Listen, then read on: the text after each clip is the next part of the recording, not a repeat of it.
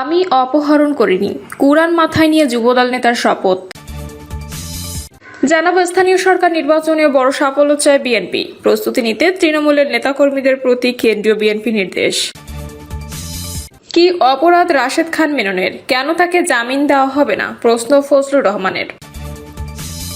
আন্দোলনের নামে চাপে রাখা হয়েছিল অন্তর্বর্তী সরকারকে, বললেন সাবেক উপদেষ্টারা। এবং সর্বশেষে জানাবো হামে আক্রান্ত শিশুদের সুচিকিৎসার দাবিতে সমাজতান্ত্রিক ছাত্র ফ্রন্টের বিক্ষোভ। দর্শক শুনছিলেন সংবাদ শিরোনাম, এবার জানিয়ে দিব বিস্তারিত সংবাদ। তবে তার আগে অনুরোধ থাকবে ভিডিওটিতে একটি লাইক দিন এবং ভিডিও সম্পর্কে আপনাদের গুরুত্বপূর্ণ মতামত কমেন্ট করে জানিয়ে দিন। আন্দোলনের নামে চাপে রাখা হয়েছিল অন্তর্বর্তী সরকারকে, বললেন সাবেক উপদেষ্টারা। আন্দোলনের নামে অন্তর্বর্তী সরকারকে চাপে রাখা হয়েছিল বলে মন্তব্য করেছেন অন্তর্বর্তীকালীন সরকারের সাবেক উপদেষ্টারা। আন্দোলনের জন্য অন্তর্বর্তী সরকার সঠিকভাবে কাজ করতে পারেনি বলে জানিয়েছেন তারা। এক বেসরকারি গণমাধ্যমে দেওয়া সাক্ষাৎকারে একথা বলেন সাবেক উপদেষ্টা ফরিদা আক্তার এবং সালেউদ্দিন আহমেদ। ফরিদা আক্তার বলেন, অনেক সময় আমরা সচিবালয়ে দেখতাম 5টা বেজে গেছে কিন্তু বের হতে পারছি না, কারণ নিচে আন্দোলন হচ্ছে। এখন সবার আন্দোলন কি মিটমাট হয়ে গেছে, ওইটা অন্তর্বর্তী সরকারকে চাপে রেখেছে। সালেউদ্দিন আহমেদ জানান, সরকার থাকাকালীন আমরা 600 থেকে 1000 খানেক আন্দোলন দেখেছি। আমরা তখনই টের পেয়েছি যে এটার পেছনে কোনো প্রেশার গ্রুপ কাজ করছে। আমি অপহরণ করিনি, কুরআন মাথায় নিয়ে যুবদল নেতার শপথ। প্রকাশ্যে পবিত্র আল কুরআন মাথায় নিয়ে শপথের মাধ্যমে অপহরণের ঘটনায় নিজেকে নির্দোষ দাবি করে আলোচনায় জন্ম দিয়েছেন কক্সবাজারের উখিয়ার আবুল ফায়েজ নামে এক যুবক। তিনি উপজেলার পালংখালী ইউনিয়ন যুবদলের সাংগঠনিক সম্পাদক। সংবাদ সম্মেলন করে যুবদল নেতা বলেন, আমি আগামী ইউপি সদস্য নির্বাচনে জয়ী হব দেখে আমার প্রতিপক্ষ ফেসবুক মিডিয়ার মিথ্যা অপপ্রচার ছড়াচ্ছে। গতকাল কক্সবাজার প্রেস ক্লাবে আমার বিরুদ্ধে একদল মাদক কারবারির সংবাদ সম্মেলন দাবি করে আমি তাদের অপহরণ করেছি। বক্তব্যের এক পর্যায়ে কুরআন মাথায় নিয়ে তিনি বলেন, আমি অপহরণ করিনি, তারা একবার এক এক কথা বলছে। 3.5 লাখ ইয়াবা নিয়ে 3 বছর কারাগারে থাকা শীর্ষ মাদক কারবারি মুন্না এসব করছে। আমার নামে মাদকের কোনো মামলা নেই। পবিত্র কুরআন ধরে বলছি, আমি যদি দোষ করে থাকি তাহলে আমার উপর আল্লাহ গজব পড়বে। এ সময় তিনি প্রশাসনের কাছে ঘটনা সুষ্ঠু তদন্ত দাবি করেন। এর আগে গতকাল কক্সবাজার প্রেস ক্লাবের সাখাওয়াত হোসাইন মুন্না, মোজাম্মেল হক, হেলাল উদ্দিন, গিয়াসউদ্দিন ও হাবিবুর বাসার সংবাদ সম্মেলন করে আবুল ফায়েজের বিরুদ্ধে অপহরণের পর শারীরিক নির্যাতনের অভিযোগ তোলেন। সংবাদ সম্মেলনে তারা জানান, সম্প্রতি আইনশৃঙ্খলা বাহিনী পালংখালী থেকে 2.5 লাখ ইয়াবা উদ্ধার করে। এত বড় চালান ধরা পড়ার পেছনে মাদক কারবারিরা তাদের দায়ী করছে এবং সে মাদকের টাকা ফেরত চাচ্ছে। মোজাম্মেল হক বলেন, এসবের পেছনে আবুল ফায়েজ দায়ী। সে আমাদের অপহরণ করে মারধর করেছে। তার লোকজন প্রতিনিয়ত হুমকি ধুমকি ও মামলা করছে বাড়িঘরে। আমরা নিরাপত্তাহীনতায় ভুগছি। স্থানীয় সরকার নির্বাচনেও বড় সাফল্য চায় বিএনপি, প্রস্তুতি নিতে তৃণমূলের নেতাকর্মীদের প্রতি কেন্দ্রীয় বিএনপির নির্দেশ। ত্রয়োদশ জাতীয় সংসদ নির্বাচনে নিরঙ্কুশ সংখ্যাগরিষ্ঠতা অর্জন করে ক্ষমতায় আসা বিএনপি স্থানীয় সরকার নির্বাচনেও সাফল্য পেতে চায়। সেজন্য দল শক্তিশালী করার উদ্যোগ নেওয়ার পাশাপাশি তৃণমূল পর্যন্ত নেতাকর্মীদের স্থানীয় সরকার নির্বাচনের প্রস্তুতি নিতে কেন্দ্র থেকে নির্দেশ দেওয়া হয়েছে। নির্দেশ পেয়ে তারা সবরও হয়েছে। বিএনপি নেতাদের সূত্রে এসব তথ্য জানা গেছে। বিএনপি সরকার গঠনের পর থেকে স্থানীয় সরকারের সিটি কর্পোরেশন, জেলা পরিষদ, উপজেলা পরিষদ, পৌরসভা ও ইউনিয়ন পরিষদের নির্বাচন নিয়ে আলোচনা শুরু হয়েছে। বিরোধী দলগুলো এই নির্বাচনের দাবি তুলেছে। জাতীয় নাগরিক পার্টি কিছু জায়গায় দলীয় প্রার্থী ঘোষণা করেছে।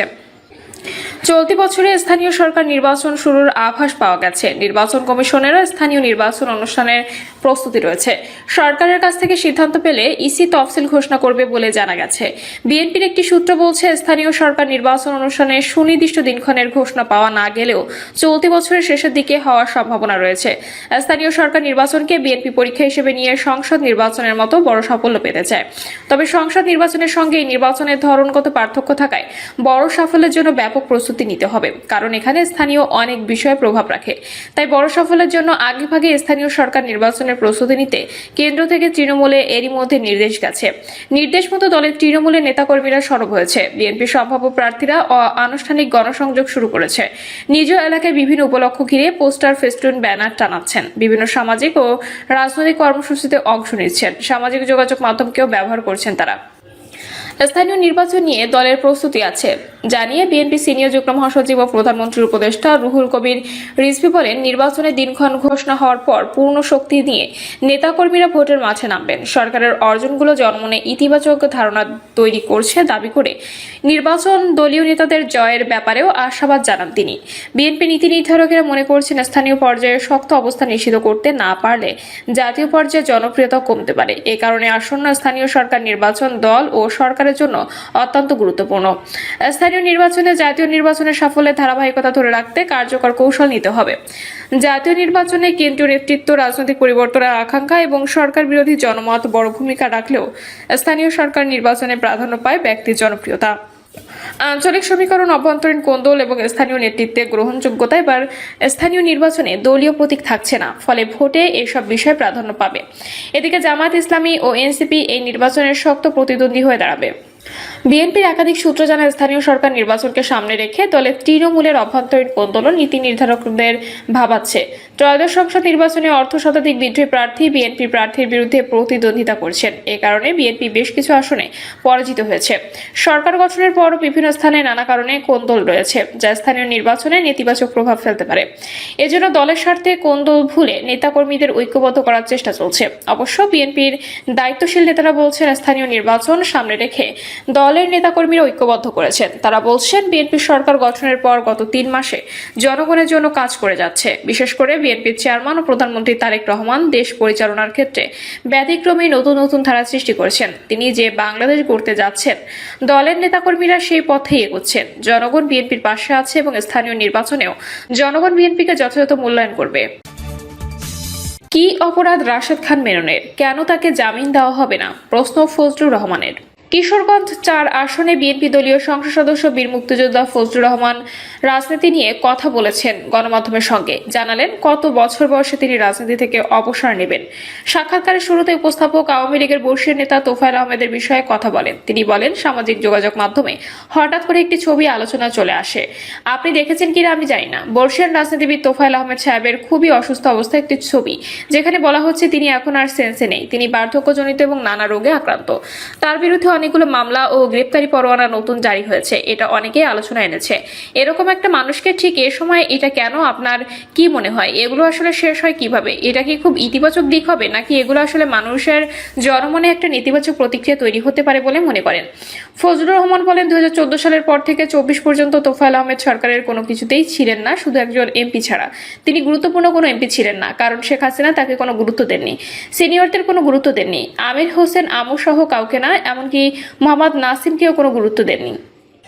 তিনি বলেন, তোফায়েল আহমেদের মতো লোক এখন তো মৃত্যুসজ্জায় বলেও তো কম বলা হবে। তিনি তো মৃত, কিছুই বোঝেন না তিনি। স্ত্রী মারা যাচ্ছে, তিনি হাসছেন।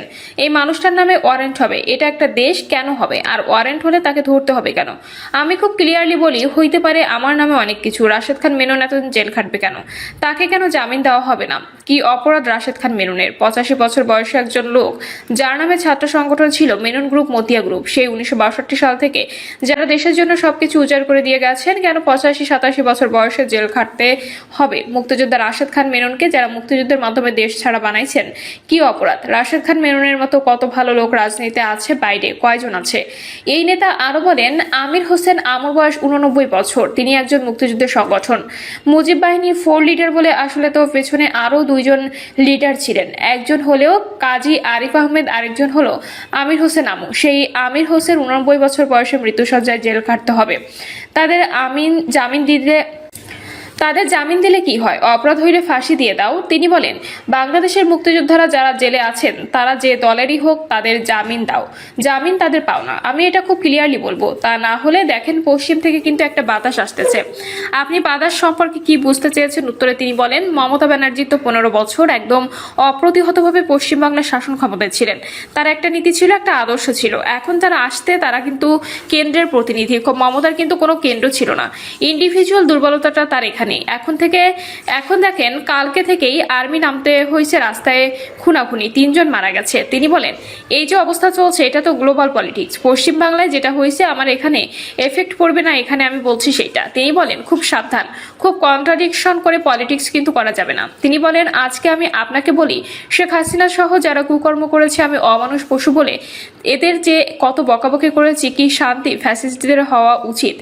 আজকে যদিও বলছি মুক্তিযোদ্ধাদের ছেড়ে দেন, জামিন ওয়ার্নিং দেন অন্তত। তিনি বলেন, সে 15 বছর যারা এই অত্যাচার করেছেন আনিসুল হককে বারবার বলছি, আনিসুল হক তুমি কিন্তু সিরাজুল হকের ছেলে, তোমার সিরাজুল হক বাবা কিন্তু এদেশের প্রতিষ্ঠায় বঙ্গবন্ধুর বন্ধু ছিল। সাবধান আনিসুল হক, তুমি কিন্তু পলিটিক্স করো না। এই ওবায়দুল কাদের আমি কিন্তু বারবার বলছি আমার কথাগুলো ঠিক হয়েছে না বেঠিক হয়েছে। এখন দেখেন আনিসুল হকের জন্য কে কান্দে। এখন তো ন্যাংটা অবস্থায় ধরা পড়ছে সদরঘাটে বৈশা। তিনি বলেন, যারাই কঠিন কঠিন কথা বলতো মনে করতে এই পৃথিবীতে আমার দিন আর যাবে না, সূর্য আর ডুববে না। তারা জানতো না সূর্য কিন্তু ডুববে। আবার যারা সূর্য ডুবার পরে ক্ষমতায় আসবে তাদেরও মনে করা উচিত যে সূর্য কিন্তু আবার পূর্ব দিকে উঠবে। আমি কিন্তু আপনাকে বলি আমার বয়স 78 বছর। এই সরকার যদি 5 বছর থাকে তাহলে কত হবে বয়স? 83 পরে আমি আর পলিটিক্স করব না, আল্লাহ বিল্লাহ করব। আমি ওই সময় আর জেল খাটতে চাই না। কেন জেল খাটবো আমি? আমার নাতি আমার নাতির ছেলে পেলে থাকবে, আমি তাদের বাড়িতে রেখে জেলে থাকবো। আমি এই পলিটিক্যাল কালচার বাংলাদেশে চাই না।